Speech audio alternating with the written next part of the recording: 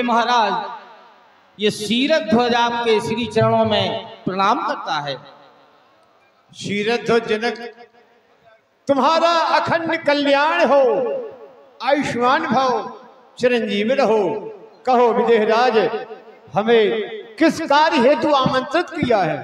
महाराज, सर्वप्रथम मैं आपके आशीर्वाद का आकांक्षी हूं, इसलिए भगवान मैं आपके श्री चरणों की वंदना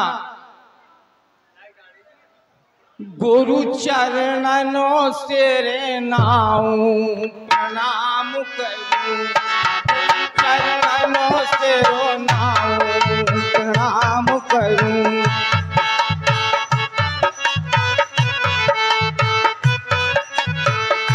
गुरु चरणों से रो नाऊं प्रणाम करूं, गुरु चरणों से रो नाऊं।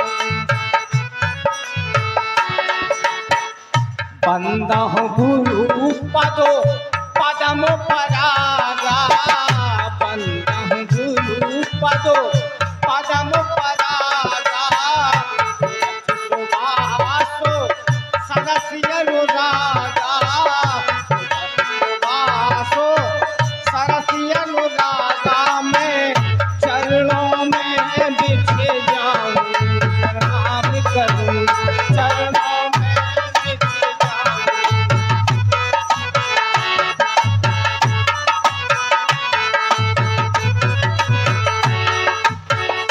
हे भगवान, मैं जानता हूँ कि आपके श्री चरणों में क्या है। श्री गुरु चरण रजो मणिगण ज्योति, श्री गुरु पदो रजो मणिगण ज्योति। सुमिरत देवे दृष्ट ही होती, सुमिरत देवे दृष्ट ही होती। फिर इन चरणों में बिछे जाऊं प्रणाम करूं, गुरु चरणों से।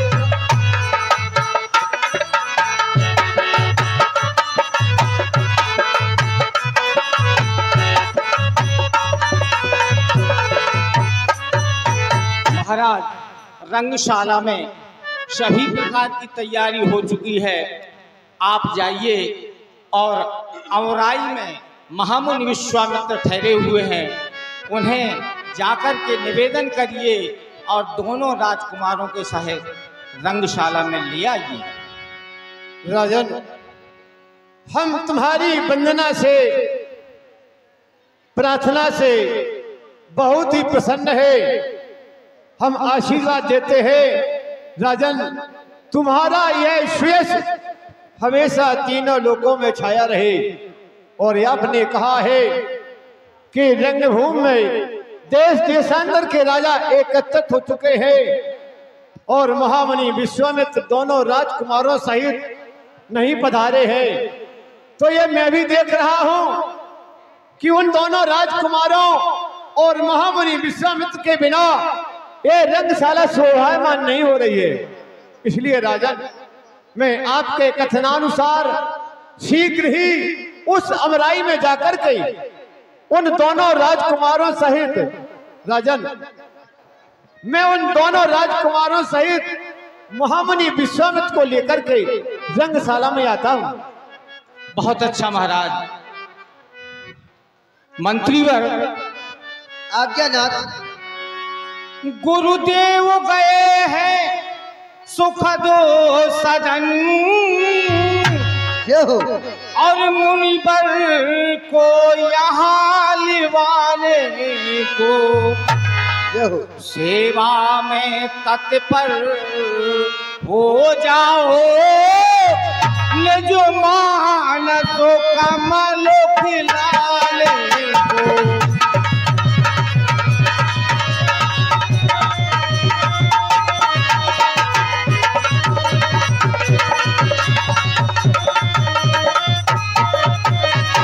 विशेष ध्यान देना है। कहिए महाराज। हो बेला किंच तो कष्ट उन्हें, और ये सो रंगे अवनी तक आने में। क्यों होगा विदेह को महाकष्टो पदो कंकर के चुभ जाने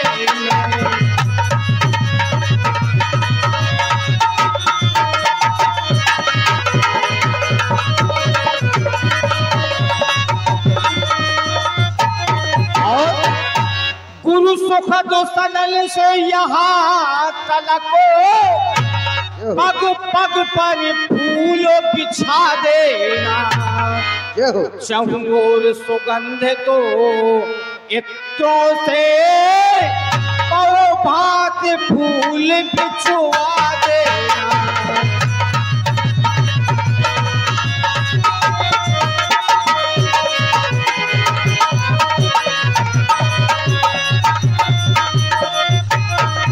और मंजूर जो खास चीज है उनके संग दो है राजकुंवर अरे वो कौशल पराग सुखदाता है लेकिन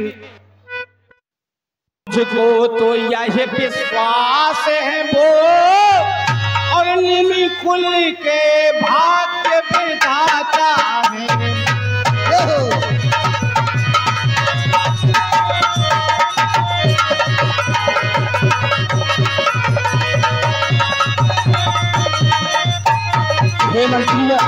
मुझे ऐसा प्रतीत होता है कि उन दो राजकुमारों में मुझे अपने मिथिला का सौभाग्य नजर आता है, इसलिए उनकी सेवा में किसी भी प्रकार की कमी नहीं होना चाहिए। सत्य कहते हो महाराज। हे नाथ, आपकी आज्ञा सर्वधारी है। आपने जो आदेश दिया है मैं पूर्णतः प्रयास करूंगा उन्हें कोई कष्ट प्राप्त न हो। हे नाथ, आप निश्चिंत रहें। कि कौशिक मुनि बाह तुरंत पठाई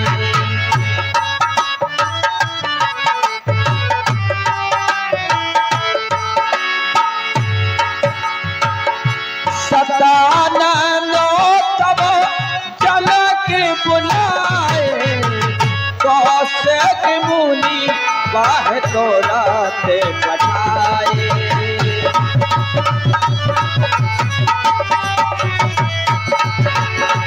कौशिक मुनि बाह तुरंत पठाए। महामुनि विश्वामित्र के चरणों में सतानंद का सादर प्रणाम। ओम नमो नारायण। ओम नमो नारायण। नमो नारायण। हे रामलाल जी और लखनलाल जी, सतानंद जी को प्रणाम कीजिए।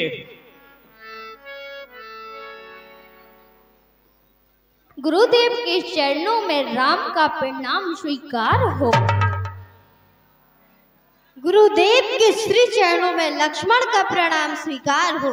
आयुष्मान भव, हे चिरंजीव गुरुदेव। रहो, दीर्घायु हो, बुद्धि का विकास हो। हे गुरुदेव, कहो बस। इस बार आपके दर्शन बहुत दिनों में हुए हैं। गुरुदेव, राज ऋषि महाराज आपका स्वागत है। हम धन्य हो गए आज आपका स्वागत है। राज ऋषि महाराज आपका स्वागत है, स्वागत है। हम धन्य हो गए आज आपका स्वागत है।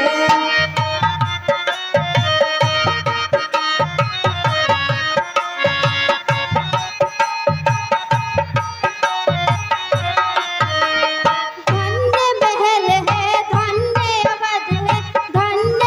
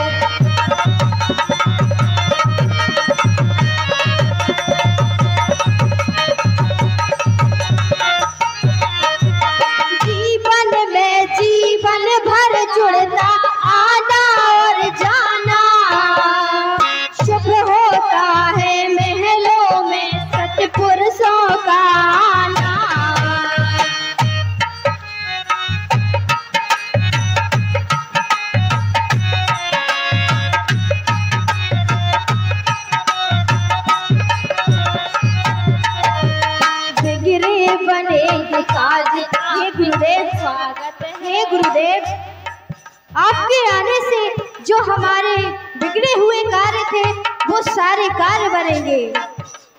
बिगड़े बनेंगे काज, आपका स्वागत है, हम धन्य हो गए आज, आपका स्वागत है। राजऋषि महाराज आपका स्वागत है, हम धन्य हो गए आज, आपका स्वागत है।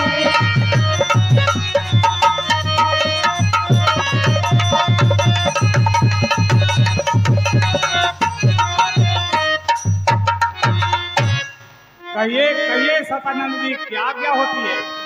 अवश्य कहूंगा महामुनि विश्वामित्र जी, लेकिन यह दोनों बालक कहते हैं कि हम तुम्हारे दर्शन से धन्य हो गए, और हम महामुनि विश्वामित्र जी आपके दर्शनों से धन्य हो गए, क्योंकि आप त्रिकालदर्शी है।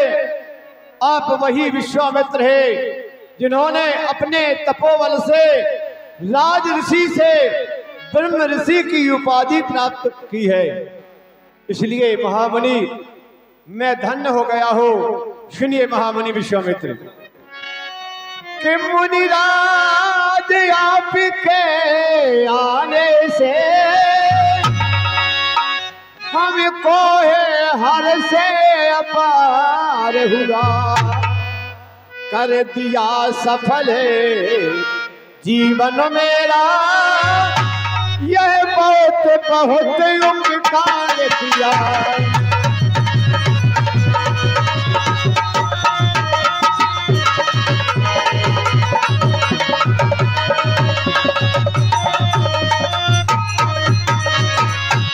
महामुनि, जिसको आपके दर्शन हो जाते हैं वह चारों पदार्थ प्राप्त कर लेता है, अर्थ धर्म काम और मोक्ष।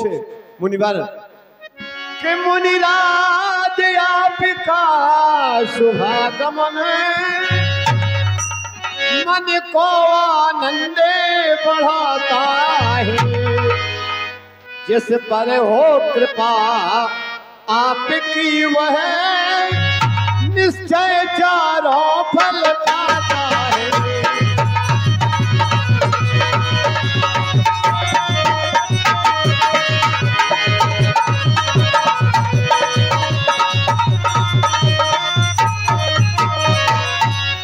महामुनि, आप तो त्रिकालदर्शी है, और मैंने जो कहा मैं धन्य हो गया हो, इसकी भी एक गुप्त कहानी है। मैं गौतम ऋषि मेरे पिता है, अहिल्या मेरी माता है, अंजनी मेरी बहन है। जिस समय इंद्र ने हमारी माता अहिल्या के साथ छल किया था, उस समय गौतम ऋषि ने क्रोधित होकर के इंद्र को श्राप दिया था कि तू जिस कार्य हेतु आया है वह तेरे शरीर में 1000 हो जाए, और मुझे श्राप दिया था कि शतानंद तू जाकर के राजा जनक की प्रोत्याई करेगा। प्रोत्याई का कर्म बड़ा निकृष्ट होता है। जिस समय सृष्टि की रचना हुई, ब्रह्मा जी ने वशिष्ठ जी से कहा कि पुत्र तुम जाकर के सूर्यवंश की प्रोत्याई करो। वशिष्ठ जी ने साफ मना कर दिया था, मैं प्रोत्याई का कृत्य नहीं करूंगा। तब पितामह ब्रह्मा ने कहा, वत्स त्रेता युग में परमात्मा स्वयं राम के रूप में उसी वंश में आएंगे। तो उन्होंने फिर स्वीकार कर लिया कि मैं सूर्यवंश की प्रोत्याई करूंगा, और अंजनी को श्राप दिया था अहिल्या ने कि जा तुझे बिना किए का फल मिलेगा, और यह भी कहा था कि शतानंद तुझे कोई प्रणाम नहीं करेगा, तुझे प्रणाम तब करेंगे लोग जब त्रेता में भगवान राम का अवतार होगा, वह तुम्हें प्रणाम कर लेंगे, तब सब कोई तुम्हें प्रणाम करेगा। इस अवसर मुझे आज प्राप्त हुआ है आपके द्वारा। अब महामुनि बहुत अच्छा सदानंद। जनक विनय तिन आए सुनाई। हमारे आने का कारण अच्छा सुनिए। सदानंद जी, क्या क्या होती है? विदेहराज ने आपको दोनों राजकुमारों सहित रंगशाला में आमंत्रित किया है। सुनिए महामनी। सीए स्वयंवर देखिए जाई, इस कायदों दई बढ़ाई। हे रामलाल जी और लखनलाल जी, चलिए